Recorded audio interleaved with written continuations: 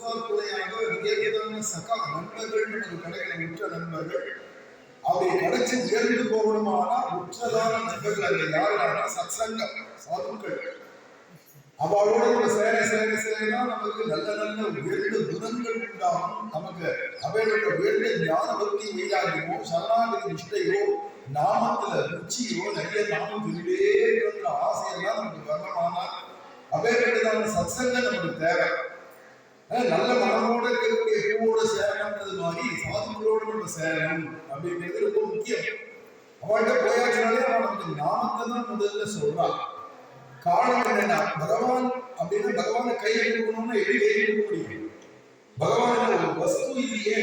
அவன் மனசுக்கோ அதாவது எண்ணங்களுக்கோ உடையதான பேச்சுக்கோ எல்லாத்துக்கும் அப்பாற்பட்டவன் வேற இருக்கிறது. அவன் மனசுக்கும் வாக்குக்கும் அப்பாற்பட்டதான ஒரு வஸ்து கண்ணால பார்க்க முடியாததா? கடவுளுக்கு கண்ணால காட்டுனா கண்ணால பார்க்க முடியாது. ஊழல் கண்ணால அவனை பார்க்கறதுக்கு ஞான கண்ணுங்கிறார் ஆழ்வார்.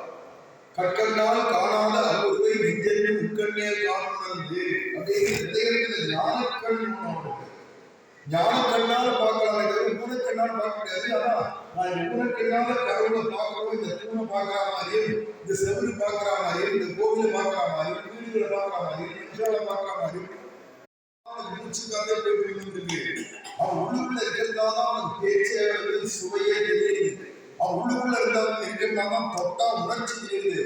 அவன் கணக்கா இந்த உடம்புலேருந்து வெளியே கிளம்பி போயிட்டாங்கன்னா ஒட்டொட்டியாக இருக்கக்கூடிய ஜீவாத்மாவும் கிளம்பிடும்.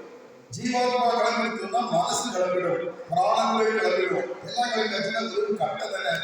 இந்த உறுப்புகளால ஒன்றும் பிரயோஜனம் இல்லை. கண்ணிற்கு, மூக்கிற்கு, காலிற்கு, வாயிற்கு, நாக்கிற்கு, தோலுக்கு எல்லாம் இருந்தும் ஆனா ஒன்றும் வேலை செய்யாது.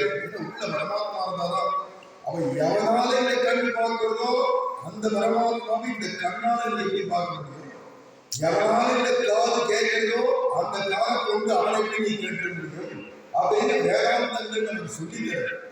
அவன் உனக்கு வாக்குக்கோ உன் மனசுக்கோ எல்லாத்துக்கும் அப்பாற்பட்டவன் அப்படிங்கிற விரும்பமான அவனை முடிச்சு எங்கே விடு, அவனை குழு எங்கிட்ட விடு, நான் அவனை பார்க்கணும், அவனை தெரியணும், எனக்கு தெரியணும், எனக்கு தெரியும்படிக்கு அவன் வரணும் அப்படின்லாம் நீ கேட்டியானா அவனே மற்றொரு ரூபத்தில் நம்ம கிட்ட வந்து விளையாடலாம். மற்றொரு ரூபம் எதிரானா அது ஒளி வடிவமான ரூபம் பகவான். ஒலி வடிவமான ரூபத்தை பகவான் இறங்கினார். சப்தம் விரும்பாம் பரம் விரும்பாம் அப்படின்னு இருக்கு இல்லையா? சப்த விரும்பமாக இறங்கி இருக்கிறோம். சப்தமாக எது சப்தம்னா இப்ப நம்ம பகவானுடைய நாமங்களை சொல்றோமே இதுதான் சப்த விரும்பம். அதுவே